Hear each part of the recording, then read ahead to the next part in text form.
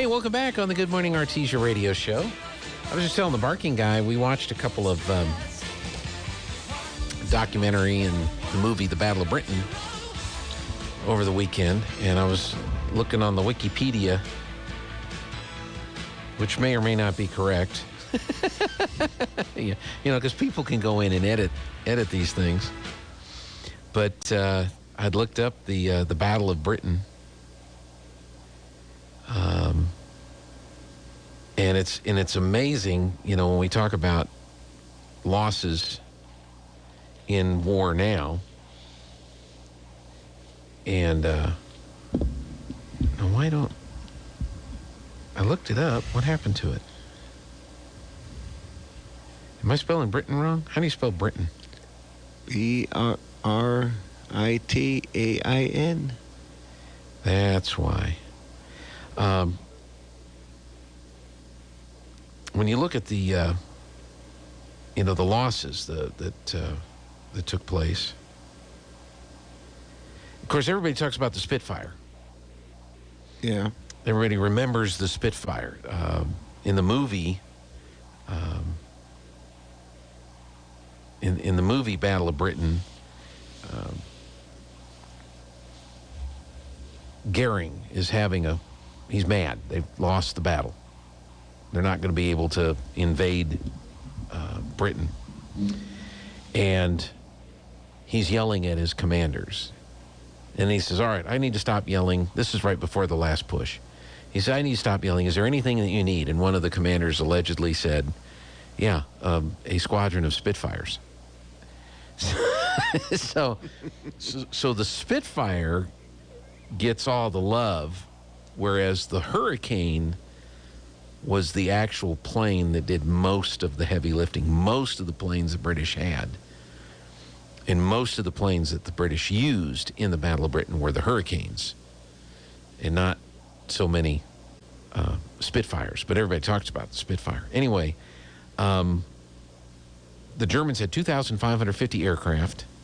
The British, 1,963. The Germans lost 2,585 killed. The British, 1,542 killed. The Germans, 735 wounded. British, 422. Germans, 925 captured, because the battle was over the British Islands.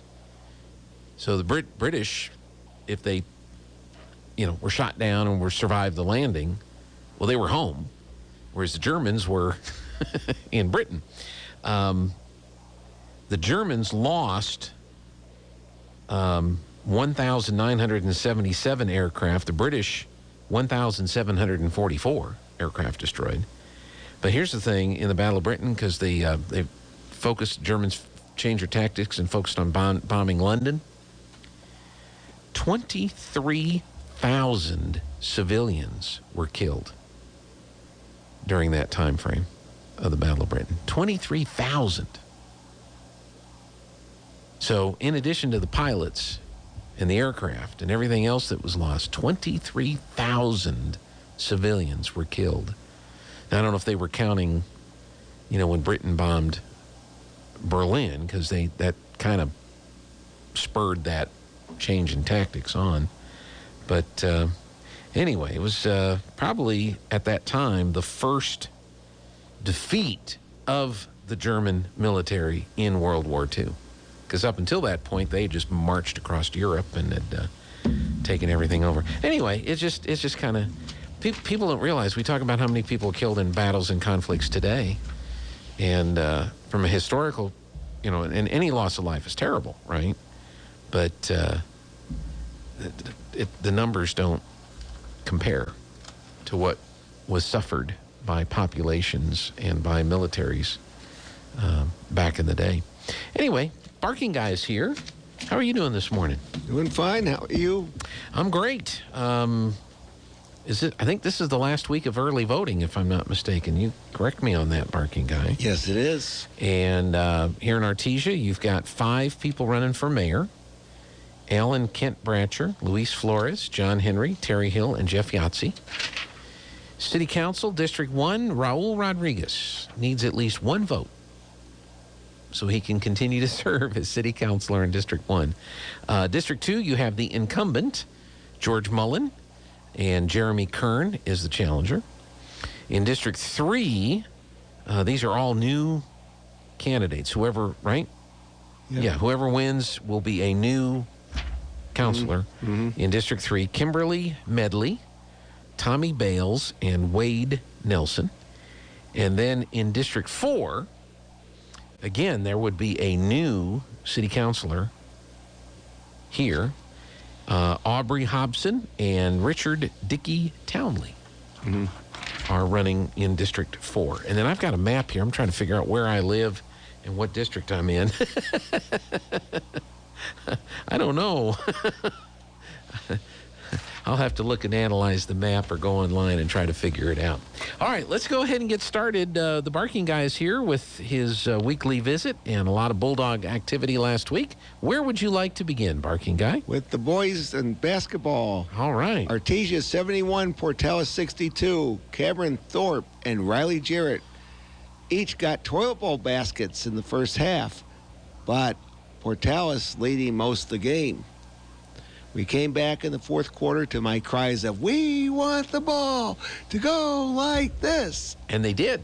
And they did. Yep. Nick Sanchez and Riley Jarrett each had 16 points, and Jake Barrera had 14. Then it was Artesia 51, Goddard 47. We're up by 12 points late in the game. Goddard gets it to within 2, 49-47. Artesia, Nick Sanchez is fouled, makes his free throws, and that's where it ends. Nick led all scorers with 24 points. Riley Jarrett had a double-double with 16 points and 10 rebounds. And so we have a three-way tie for first in district. Girls, Portales 64, Artesia 45. Portales isn't ranked number 4 in the state for nothing. Then it was Goddard 46, Artesia 33. We played them close in the first half, but then they pulled away in the second half. Yep. Lovington lost to both Goddard and Portales this week, so we get a home game for the district tournament. Yeah. We get a home game regardless.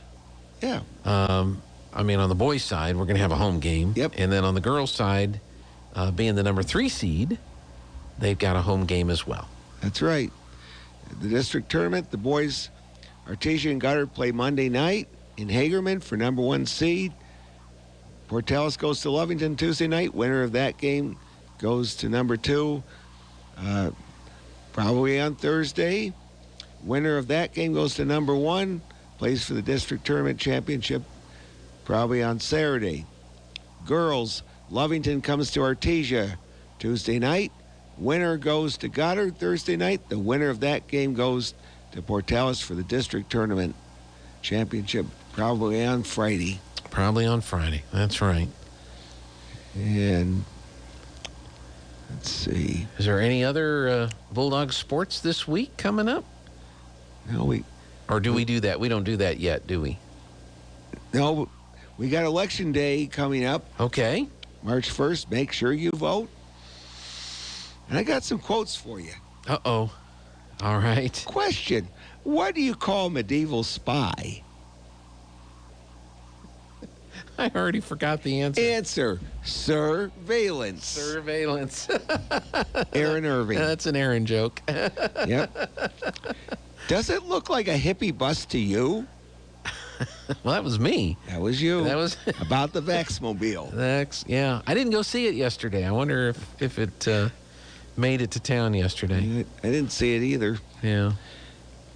I was down in Carlsbad yesterday.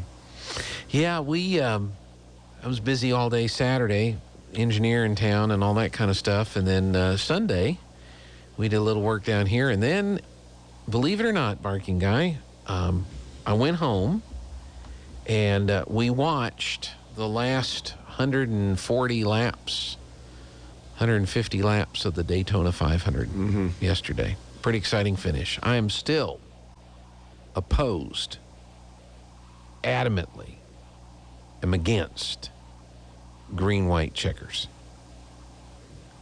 it just leads to more wrecks and more torn up cars and more potential for injury and stuff like that. I think if it's the Daytona 500, meaning 500 miles,